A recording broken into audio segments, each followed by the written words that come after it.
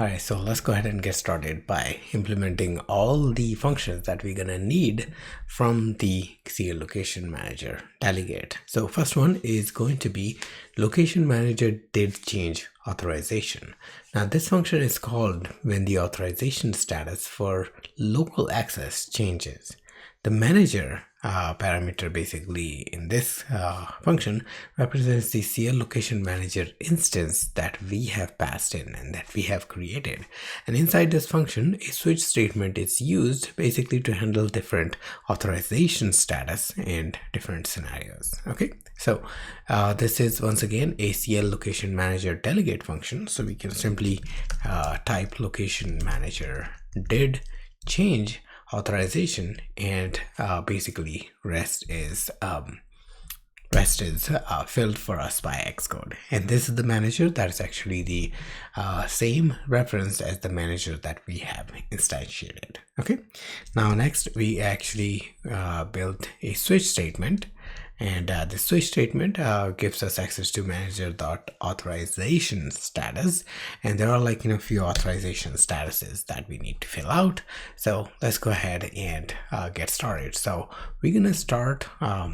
I took Xcode's advice and just added authorize when in use, but there are like some others that we want to actually tackle. So if there is a non-determined status where this is the case when user has not yet made the determination regarding the location access. It typically happens when user has first time launched the app and basically they're just looking at the screen.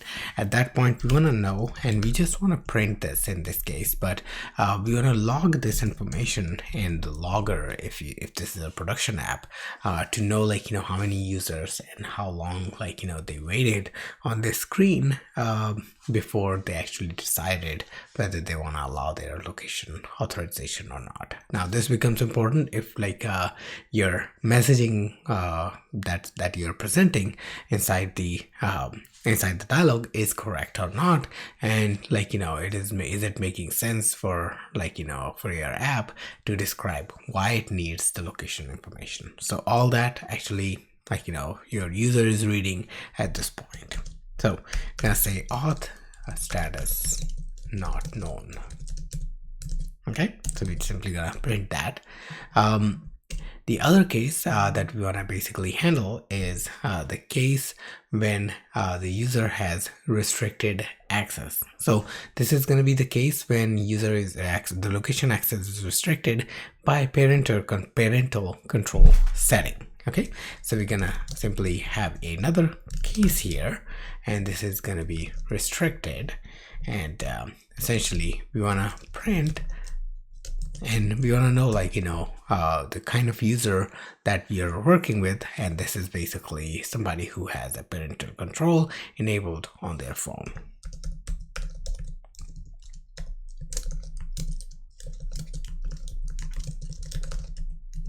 Okay, so that's our next case.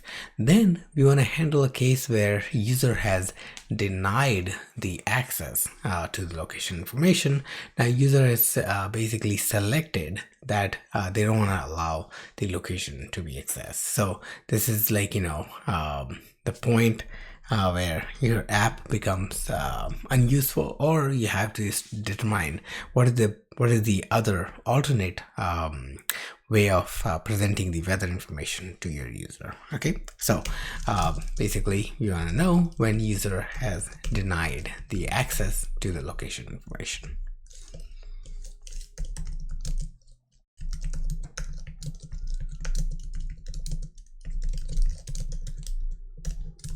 Okay, all right, then comes the location authorization when in use, and Xcode's predictive model has accurately filled out that we want to basically call our manager and start updating the location.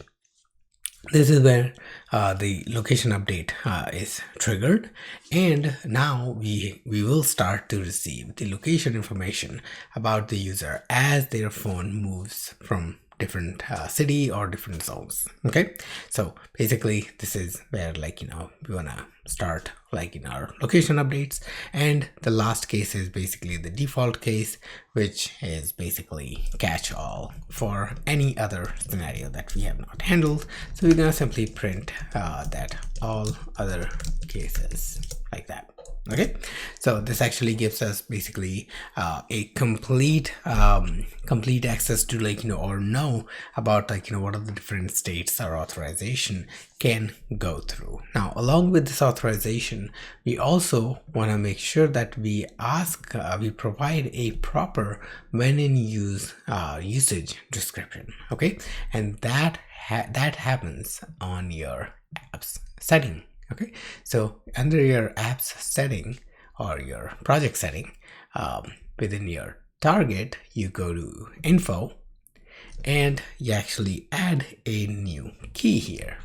And the key that we are looking for is a privacy key. So scroll down until you find the privacy section. And what we are looking for is location when in use description. So location when in use description. So privacy, location when in use, usage description. This is the one that we want to use. So go ahead and select that. And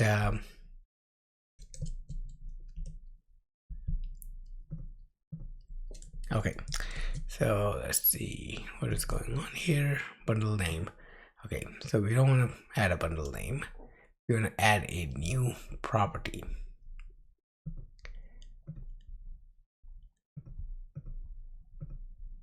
There we go. Okay, so let's go ahead and add new. There we go. This is better. So privacy, once again,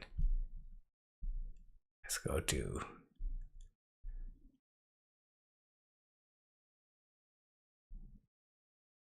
location always in use. We need to look for the location when in use. Location when in use, and this is where we provide the description, and this description is what's shown in the authorization dialog. So make sure that the verbiage that you're using actually fits and describes the purpose of your usage for the location information, because you're asking user a private information, and when you're asking for a private information, you need to basically describe how you're going to use that information. Now let's go ahead and add one more, and this one is going to be always usage description, although we are not getting access to that, but we'll actually just keep that. So we'll just say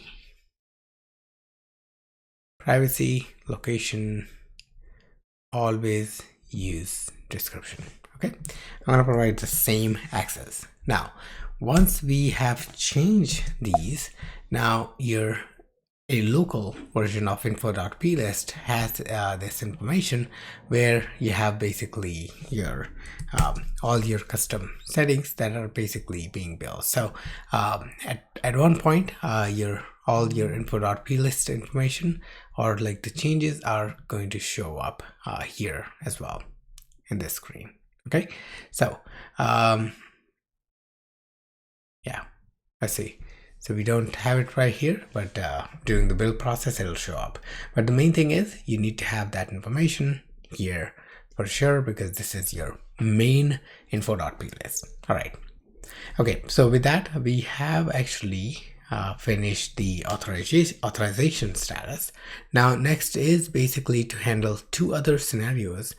First one is basically when the locations are updated. So that's another function, and the function is called did update location, and we want to basically find out did update locations variation, and this actually gives us access to the manager the manager that we have initialized here, location manager, also an array of locations. Okay, so we want to basically take our location, which is the property that we have created here, and we want to populate this with manager dot location dot coordinate.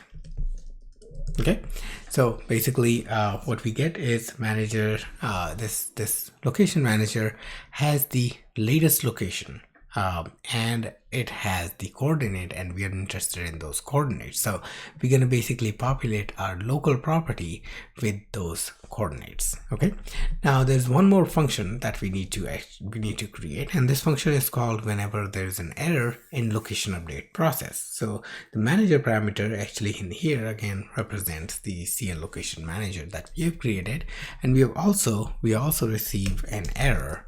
So did fail with error. Okay, so we get an error object basically describing what kind of error we ran into. So we're going to basically print in this case just the error, but if you're using this in production and you have a production logger like Splunk or something, then you can log these informations over there for later debugging. Okay, so error getting the location, we're going to simply have that, and we're also going to send the error information right there. Okay, and with that we have actually finished everything that we need to do inside the location manager. So this is going to be our location manager, which is going to help us fetch the user's current location. Okay, in the next video we are going to basically get started. So our configuration is done. We're going to start with our UI setup, and we'll actually take a programmatic approach to set up our UI, and then we're going to basically start creating some other instances for API managers and all that good stuff. Okay, so I'll see you guys in the next video. Thank you.